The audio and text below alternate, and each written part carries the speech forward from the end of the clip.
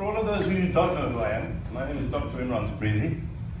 I am actually working in emergency department. I'm an emergency department practitioner.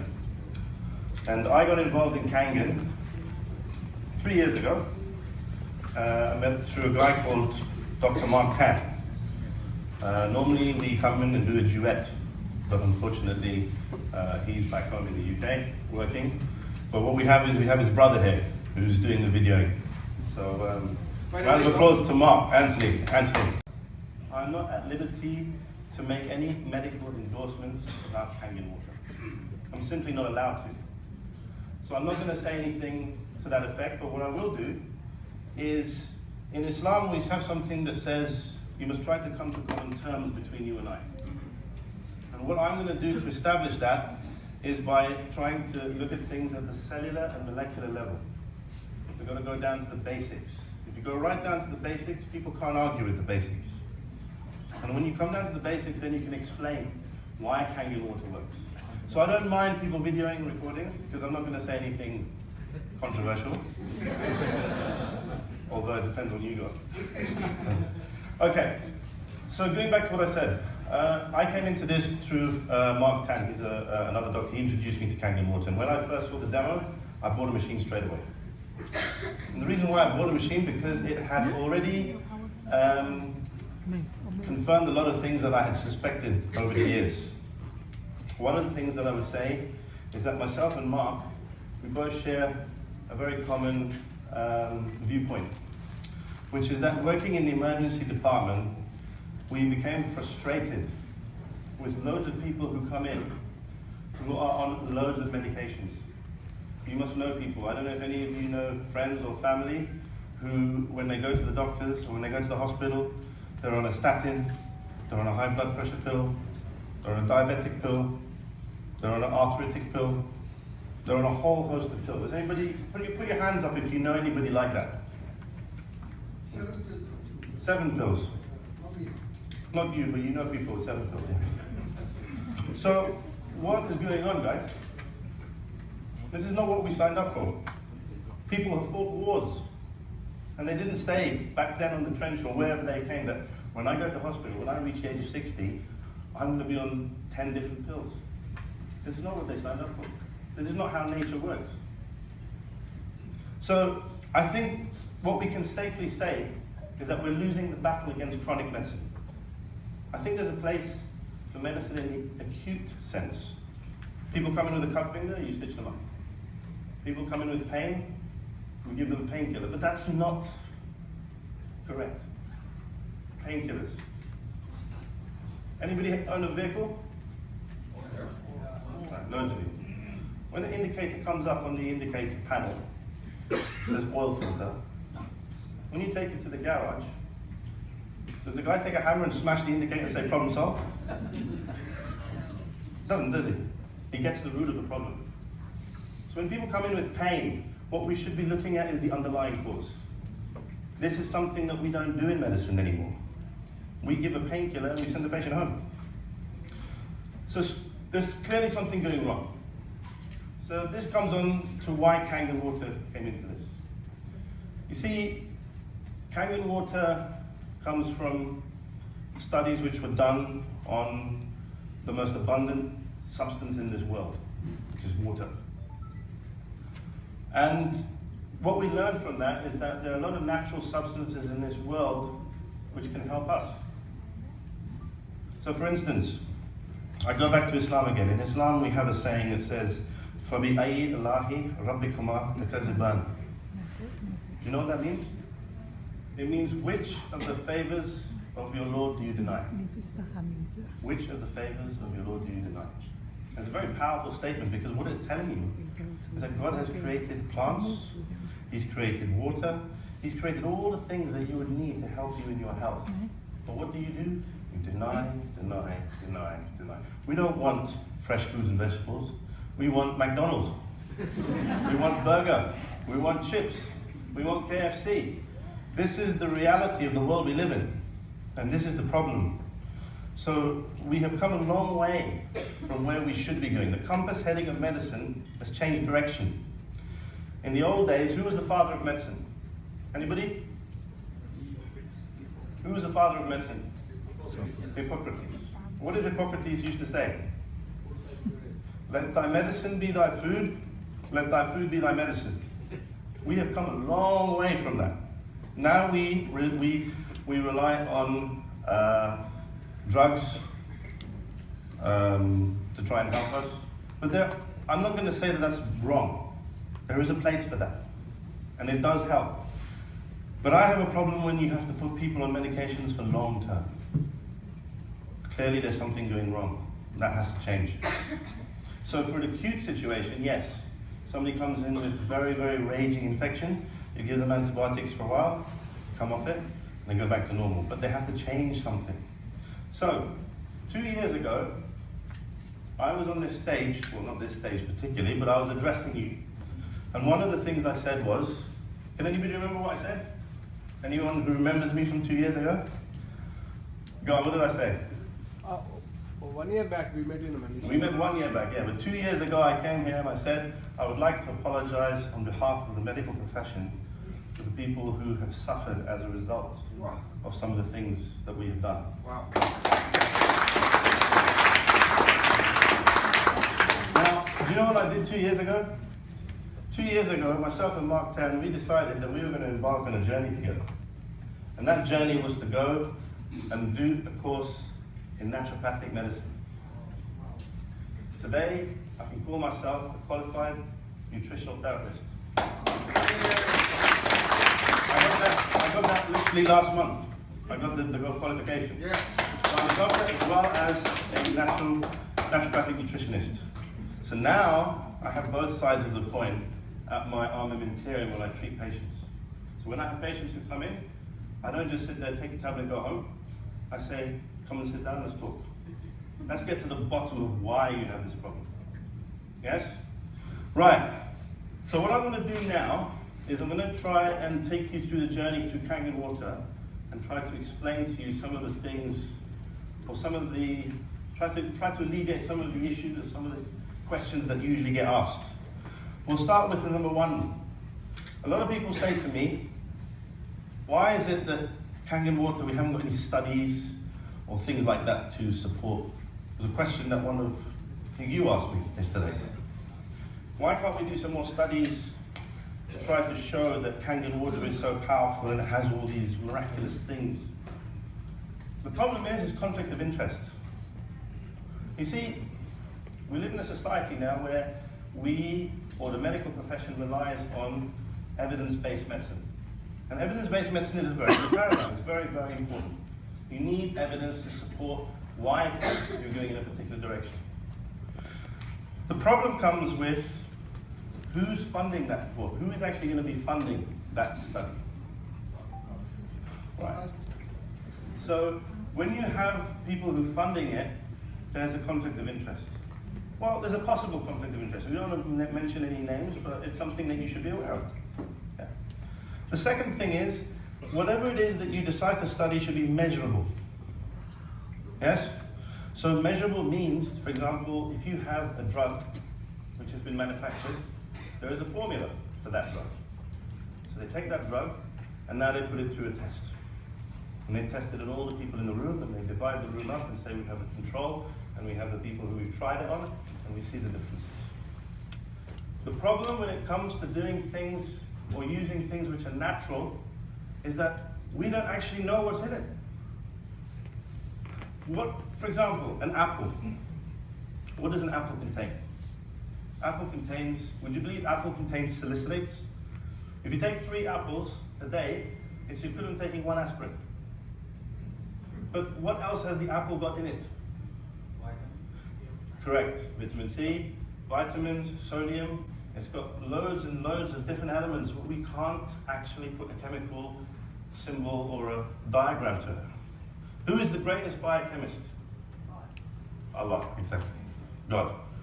So He has created this apple, which has in it substances which you know, and substances which you haven't even heard of yet.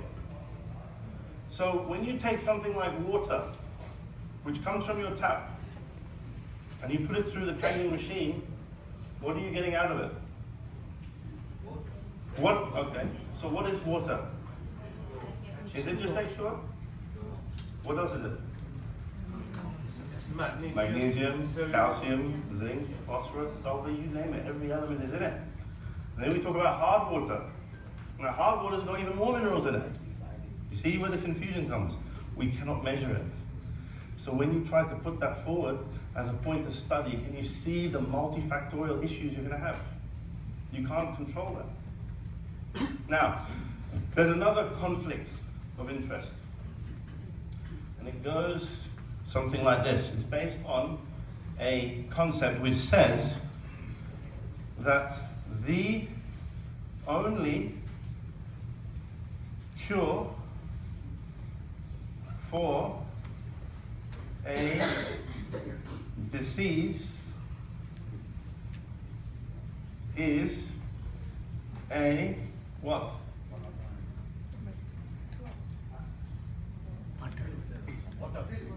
Sorry.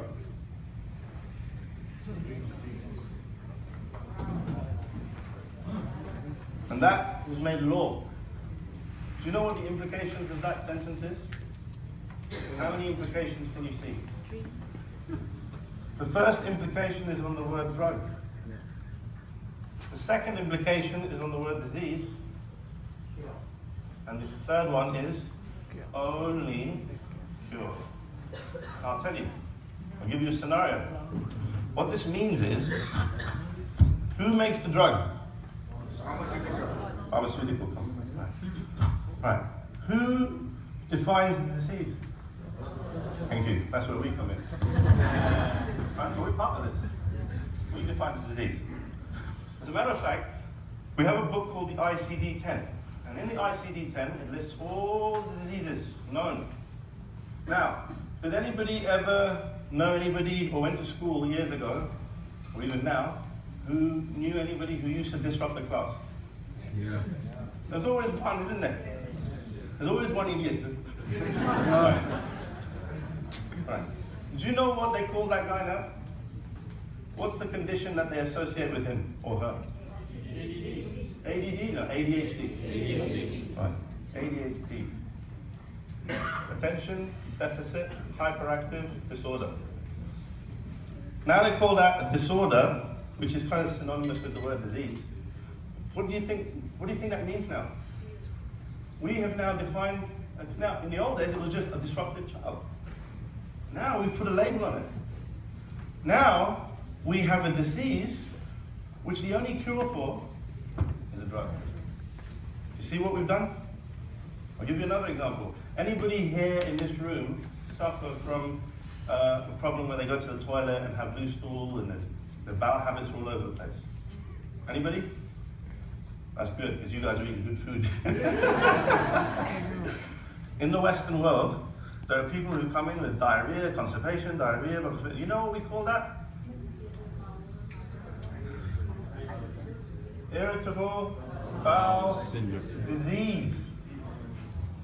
Alright, so there are two conditions which have now come into our world in the last century, last decade. These last 2 decades. These two conditions.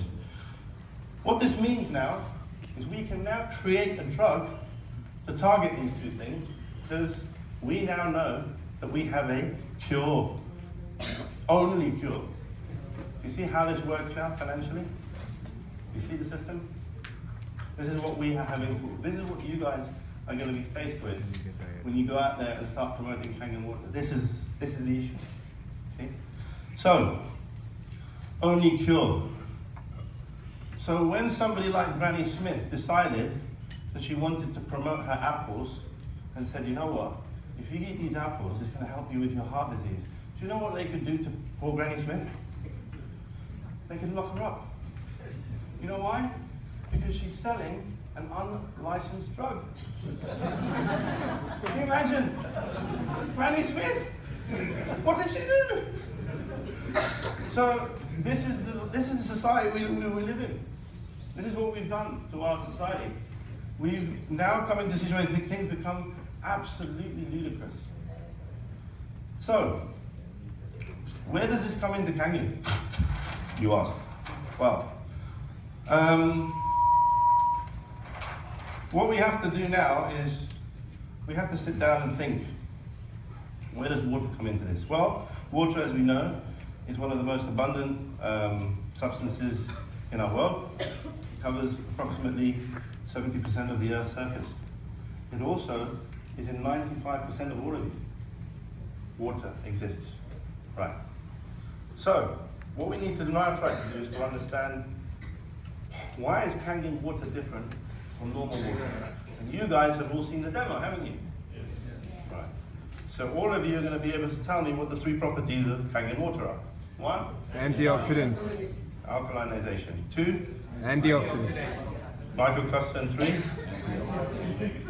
antioxidants. Right. Okay. Now, do we really truly understand what those 3 things are? No. Somebody said no. Well, guys, you're in trouble. You don't even know one. Okay, so you have something called the pH scale. Yes? pH scale is pH, right? Let's write that up. Just don't. pH. Right. Now, P is a mathematical term, right? That means negative logarithmic concentration of. That's what P stands for. H stands for hydrogen. Yes? As a matter of fact, this is actually a misnomer. It's not hydrogen. H plus. Protons. Yes? So it's the protons. It's the concentration of protons in a substance. That's effectively what it means. Okay? And if there's a lot of it, there's loads and loads and loads of thousands of it, we describe that solution as an acid. Now, because we use the word negative, logarithmic, the pH is going to be high or low? Okay. So when you have a pH of 1 or 2, that means that this is very high. So alkaline means when the pH is high, say 11.5 to 14, this is low. So do you all understand now why the pH, what it means, the pH? You got an idea now? Yeah? So this is what you're measuring in the water. So you have alkaline water and you have acidic water. Right. Now, the next thing we should try to work out is antioxidation. But before we do that, let me just qualify a few things. When you drink this water, where does it go? It goes into the stomach. Where else does it go? It goes into the cells and everything else. Because we're jumping ahead, because we know about microcluster, yeah? So microcluster is where it actually goes. We did the test with the tea bag. It goes in and it dissolves into all the whole body. As a matter of fact, as soon as those water touch your lips, they get absorbed into the cells. That's why it takes 30 to 60 seconds to reach the head, brain. Yeah? So it's like a sponge. If you imagine a sponge, you add the water here, it goes through the whole system. That water is so powerful, it can penetrate every cell. Because as we know about Dr. Agre, Peter Agre, yes? And the channels, the aquaporin channels, you know all about that. Okay, good. So water gets through the system very easily. So with that in mind, when you drink this water, it goes straight to the body, it goes through all the cells. What we need to try to understand first of all is the composition of the body. And that comes on to this. How many liters of water in a 70 kilogram male? In liters? 3.5. How many liters? 3.5. So we've got 3.5. Anybody got a higher on that? So you think that we have 3.5 liters of water in a 70 kilogram male, is that right? Any advances on that? 50? How much? 45. Right. It's 45 liters of water in a 70 kilogram male. 45 liters. Right. I think whoever said 3.5 is getting confused with blood. Yes? How many liters? How many liters of blood is there in the body? What, more than 45 liters? Or less? Egg pints or 5 liters. Okay? So 5 liters of water is in blood. Right? What's my next question going to be? How much water there is in the blood? No, my next question is going to be, where the hell's the other 40 litres? Isn't it? You've got 5 in the blood, where's the rest? Right. You have what's known as, how many cells are there in the body? Around 70 trillion. Right. There's between 37 and 70 trillion cells in the body. Okay? And each one of those cells is what a cell is, a compartment. And each of those compartments contain fluid. If you add up all of that, all of the fluid in those cells, you arrive at the figure of 25 litres. Intracellular space. Where's the rest? So you've got 15, which is in the extracellular space. That, ladies and gentlemen, is how the water is distributed in the body. Yes? Now we'll come on to how much you drink. You know what you asked? Right. So when you drink this water, that water is going to be evenly distributed throughout those systems. In the blood, intracellularly and extracellularly. That's how the water is getting there. Yeah? And we know that it has the microplastic capability. That's why it's getting... So where does the majority of that water go? Intracellular space, exactly. The majority of it is going to go in intracellular space. What does that mean for the cell? Right, we'll come on to that. So, what we will now talk about is, does anybody know what the normal pH of blood is? 7 point? So it's actually a range. It's usually 7.35 to 7.45. That's the normal pH of blood, right? So can you now see, now incidentally, 7.35, is that more positive, sorry, is that more alkaline than neutral or more acidic than neutral? It's more alkaline than neutral. So does this go back to the question now, who in their right mind decided that tap water, which is neutral pH, was the right water to drink? Who in their right mind decided that? You see? So straight away, you've already won the argument. Alkaline water is better. Right? When a baby is born in amniotic fluid, when you measure the pH of the amniotic fluid, is it acidic or alkaline? Alkaline. So 7.35 to 7.45 is the normal pH of blood. Now, does anybody know what happens if you go to the extremes? Supposing it's your pH when you measure is 6.9. What happens? Acidosis. Now for all of those people that don't know what acidosis is, it actually puts the body in a shock. It actually causes the body to start doing some weird stuff. Yeah? The same thing happens at the other extreme. So when you have people coming up to you saying, oh, if I drink alkaline water, it's going to make my blood go strong, I'm going to go into acidosis, it's not going to be the case. Because where is the majority of the water going? Intracellular, right? And everybody knows that all the cells in our body, they all have specified jobs to do. What is one thing? For example, in the stomach, in the lining of the stomach, what is the normal pH of the stomach? That means the lowest 2, 3.5. So it's very, very highly acidic. So when you have those kinds of, and in the saliva of the tongue, does anybody know the pH of the saliva of the tongue is? So straight away, we've identified 2 different areas of the body where the pH is highly different. So it's not a constant. It doesn't need to be a constant. But the blood has to be constant. Why does it have to be constant? Because the blood is traveling around the body. See? So that doesn't get affected. And as we've already established, only 5 liters. The water doesn't go all the way into the blood. It goes into all this. So can you see now that when you drink pH 9.5 or 11.5, it's not going to alkalinize the blood to the point that it goes.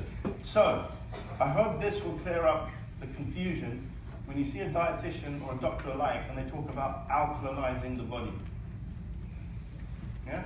Does alkalizing the body mean alkalizing the blood? No. It means alkalizing the cells, of which we have millions of, or trillions of. Yeah? So I hope that clears that up. So this is the pH system. This is how it's distributed. And so that's why Kangen water has the benefits that it does, because this now comes back to a guy called Otto Heinrich Warburg. Yes? And what did Otto Heinrich Warburg say about cells? Cancerous cells. They are acidic, but right, exactly. So what you have to do is you have to try and create an alkaline environment. This is why he insists on trying to alkalinize the body. Because if you alkalinize the body, then you can reduce the risks of cancer. And remember I said reduce the risk. Yes? Now, that brings me on to a testimonial. Sorry guys. Right, that brings me on to a testimonial. Myself and Mark Tan, we had a dilemma. We had a situation where a lady who Mark had seen, she was a 55-year-old lady who was diagnosed with stage 3 lymphoma. And if any of you don't know what that is, it's basically cancer which has got to a stage where there isn't pretty much any comeback. She's only been given 3 weeks to live. Yeah. So she came to us in December of 2014. And what she said was that she had had 3 cycles of chemotherapy, all had failed. No, actually, wrong. The 3rd chemotherapy was fine. She actually improved. But then after 2 months, the doctors turned around and said to her, I'm very sorry to tell you this, but the cancer cells have come back. And we can only offer you chemotherapy. And the problem is if we offer you the chemotherapy, there's only a 25% chance of survival. She decided she had enough. Because if anybody's ever known about chemotherapy, it's a very rigorous process, and people can get very, very ill and very, very sick. And she said, that's it. And we put my affairs in order, call it a day. A very, very heartfelt text message which she sent. So myself and Mark, knowing what we knew, and knowing that we just started our journey in naturopathic medicine, we decided to approach her and we said, listen, we're going to try and offer you something, a solution, literally. And she said, well, what could you possibly offer? You can see, hear the frustration in her voice. You know, the husband was actually a chemist. So he was very skeptical when we started talking about it. So anyway, we said to her, listen, we went in Trump style, what have you got to lose? What have you got to lose? I know it sounds really bad, when we hear that, it just goes on. So anyway, let's look at Trump. Anyway, let's go there. So anyway, so what happened was she decided, she said, okay, I'll try anything. So we went, we explained the rationale, explained exactly what I explained to you guys about alkalizing the body and the cells and everything else. So we said to her, why don't you try drinking pH 11.5, right? Now, Simon earlier gave 15 benefits of Kangen, didn't he? Right, I'm going to throw a 16th one in there. You know what that is? Kangen water is the only water endorsed by the American Cancer Institute. We had that one. So, what we did was, we sat down and we said to her, listen, try this. Drink pH 11.5. We explained the rationale, you know, why she should do it. And she said, okay, fine. That's what she did. We also asked her to change a few things in her diet. Now, I'll throw in a disclaimer in there. Water is only part of the story, right? I'll come back to that. But the next thing is your nutrition. Get the water right. You all are very privileged to know that the water that you have is the best water that you're going to come across. Take advantage of that. And another question I would throw into you, you heard Simon going about BMWs and Mercs and all that. What I would say to you guys is, why would you want to compromise on your health?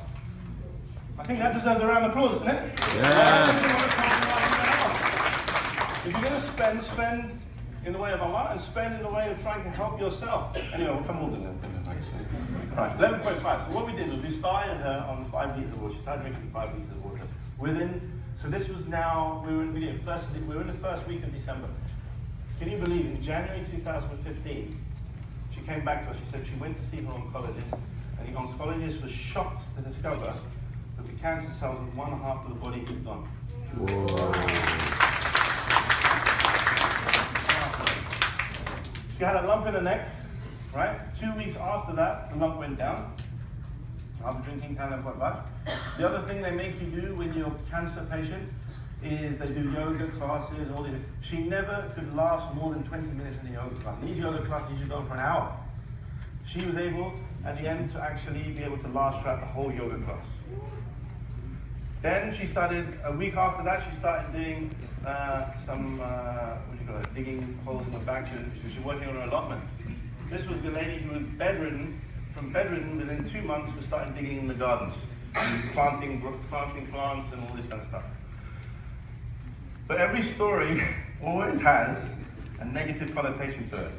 And it can be quite heartbreaking for some people, it can be a setback for some people, but sometimes a setback can also be something to learn from. What happened? The family got so excited. Do you know what they decided to do? They went off and bought a competitor machine. Xbox or X machine, whatever it is. So they went and bought this X machine. Yeah? It was cheaper. She started drinking that. She didn't she stopped the Kangen altogether. What do you think happened in 2 months?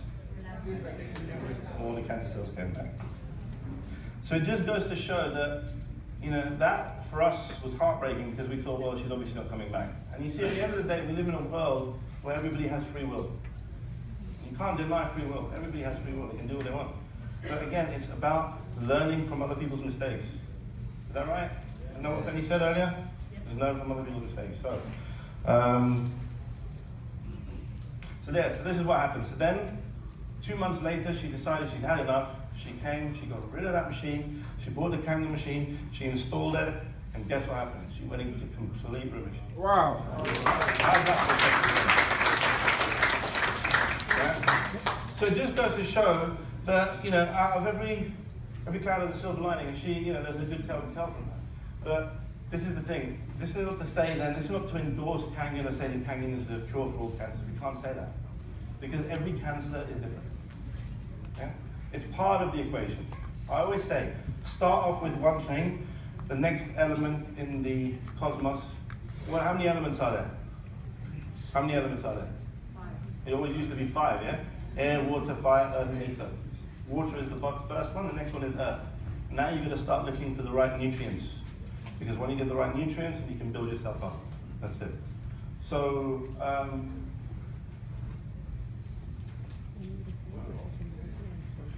30 to go? Okay. So, we've talked about the pH, and we've seen how it can be beneficial in cancer cells. Because we know about Otto Heinrich Warburg's work, we know about what Kangen can do, we know that Kangen water has the capability of producing pH 11.5. Do we know why pH 11.5 is different from pH 9.5? I think Simon explained that to you guys. It's the sodium. It's the sodium hypochlorite solution that pushes the pH even higher. Yes? So now you get sodium hydroxide. And that sodium hydroxide, ladies and gentlemen, in the pH 11.5 is what allows that water to emulsify fats. Yes? So the emulsification of fats is because of that property. The other thing we know about pH 11.5, it draws pesticides out of vegetables and fruits. And we've demonstrated that.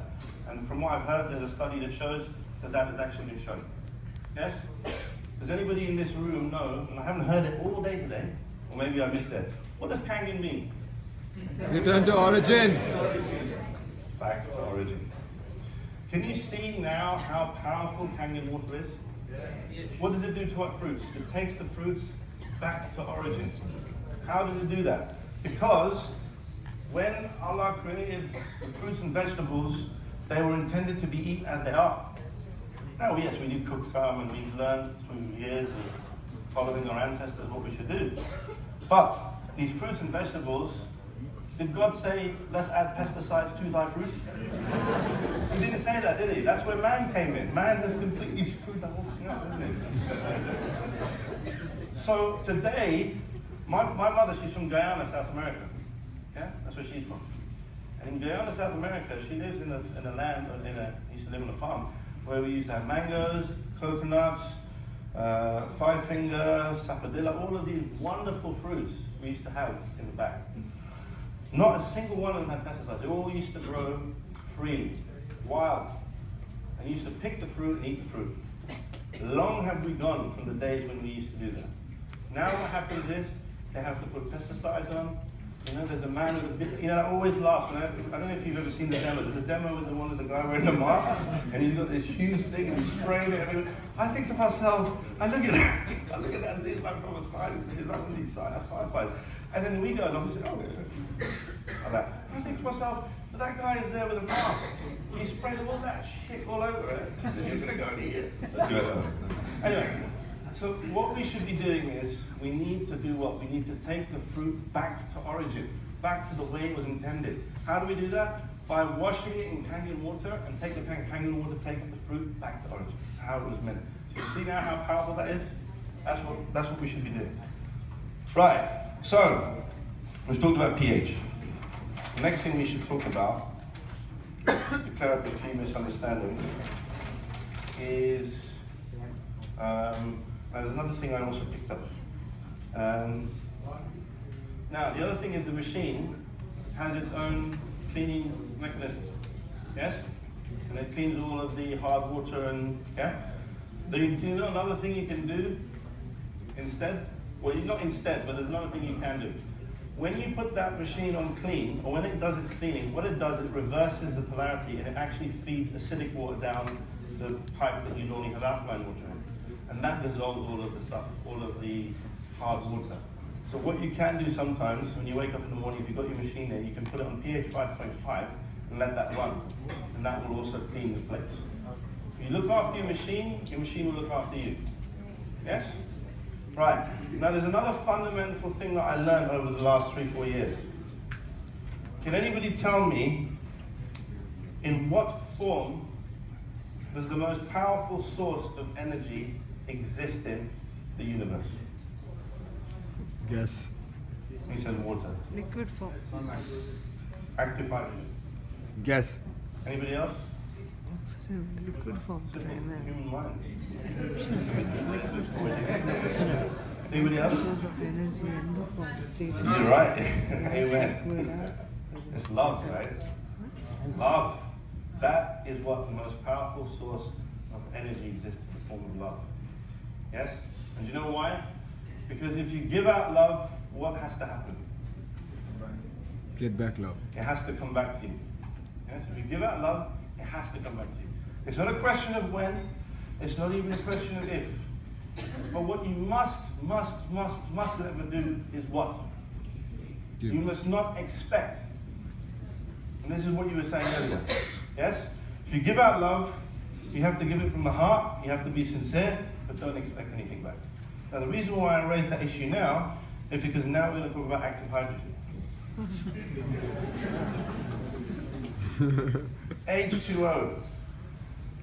Now we've already established that water is not just H2O, but just for simplification, we'll just say H2O is water, right? Now, when this goes through the Kangen machine, what does it become? H plus. OH minus. Anything else?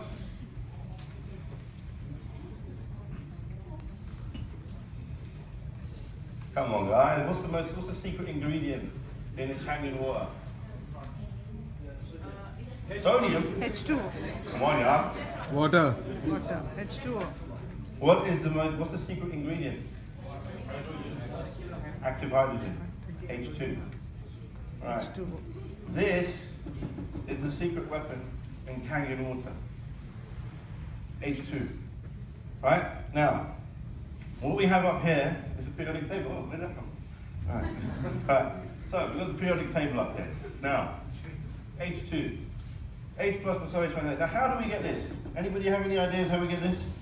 No. How does this become this? H plus. Right. What we have to first of all do is we have to understand what each of these things are. What is H plus? What is this? It's also called a proton. Now, H is the first element in the periodic table. How many neutrons does a hydrogen have?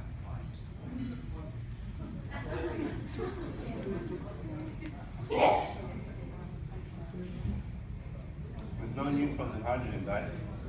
Because what's the atomic number? 1. 1. So 1 of what? Electron. So hydrogen has 1 electron and 1 proton. That's it. There's no neutrons. H has 1 electron and 1 proton. It has a charge of 0. Yes? 1 electron to balance 1 proton. Yeah, that's why it has a charge of 0. When it gets a positive charge, the electron disappears and we're left with just a proton. It's very important you understand this. Because if you understand this, then you'll understand the whole thing, how it works. Yeah? This is what H is. Right. Now, to get from this to this, what has to happen? Electron reaction. You have to gain an electron. Right. What is that called? Is that oxidation or reduction? Reduction. Right. So you guys know about oil rig. Oxidation is loss.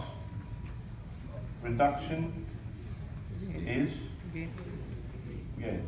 Oil rig. O-I-L. Oil rig. Oxidation is loss. So this has to gain an electron to become this. So that is a reduction. Yes? That's a reduction step. For this to go back to that, that's an oxidation step. Right. Now, what are we talking about? We're talking about antioxidants. Does anybody know what a free radical is? What is a free radical?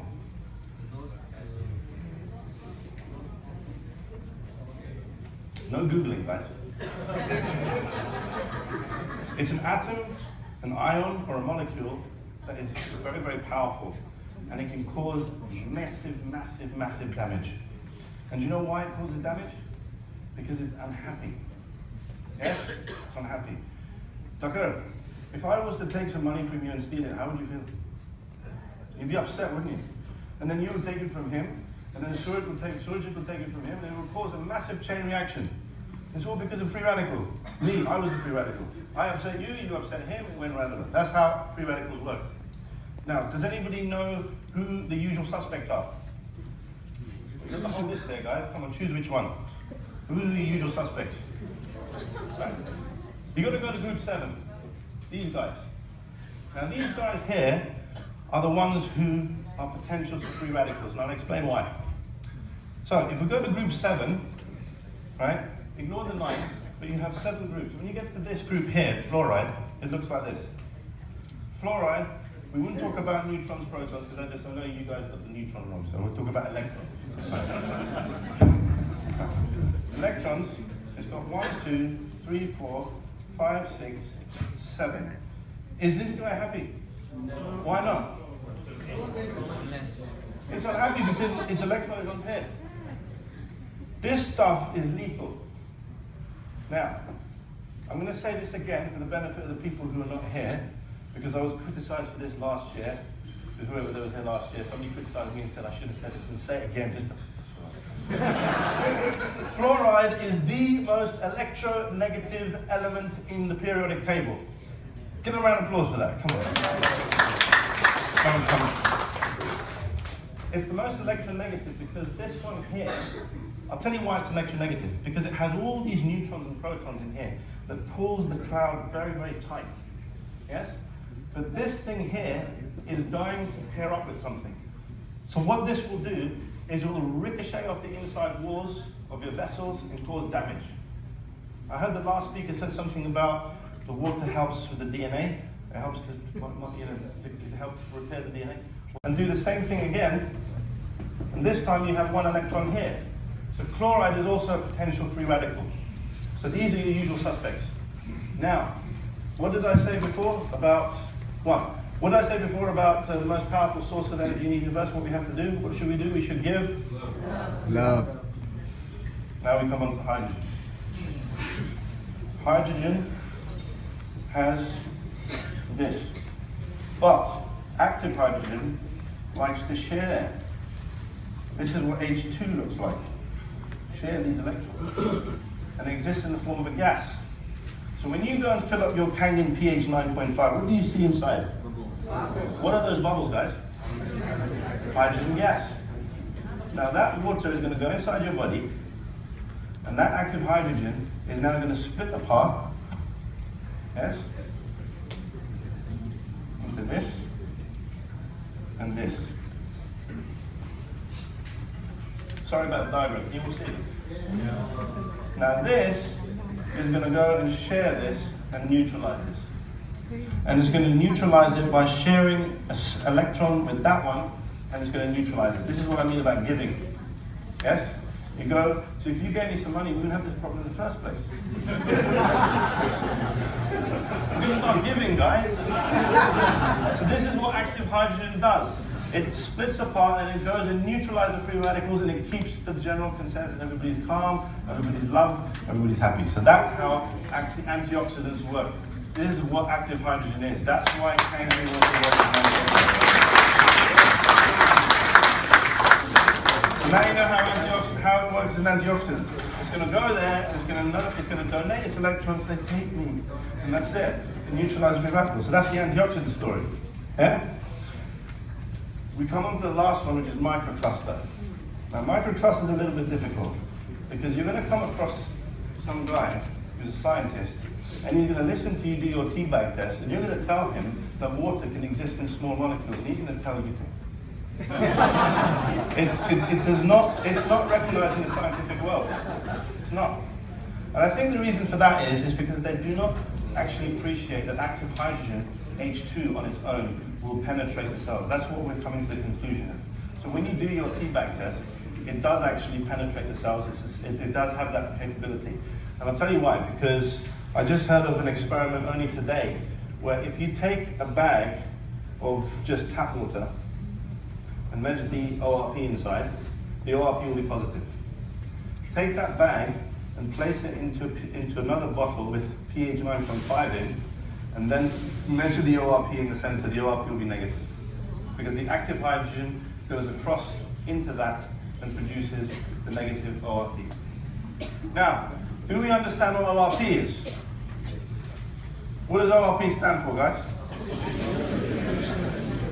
Right. There's another thing we've got to clear up. Because some of you think that this water somehow has some voltage power or some stuff in it. Right.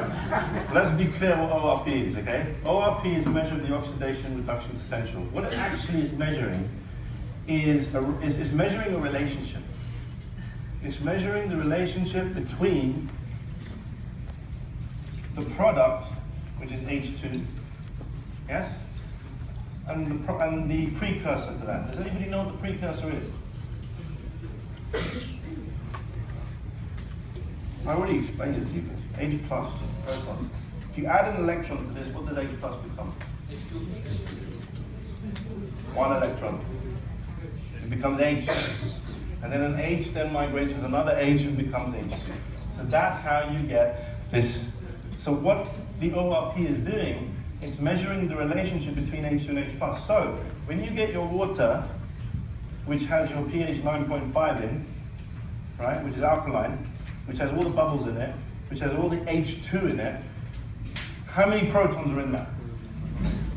Is there a lot of protons, or is there least protons? Least. A lot. Why? Think about it.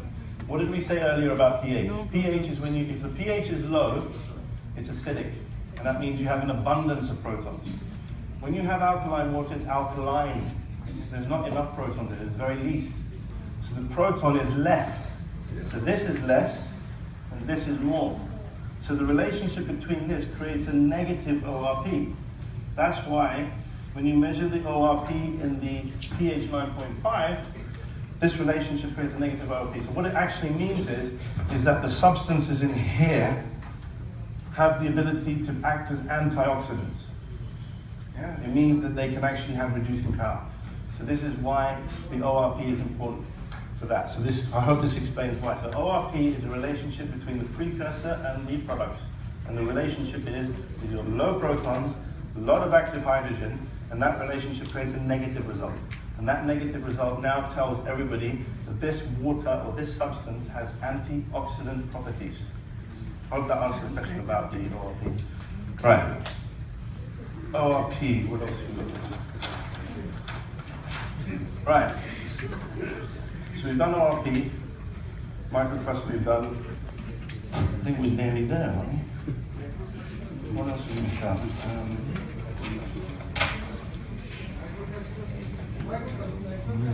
Yeah, microcluster, as I said before.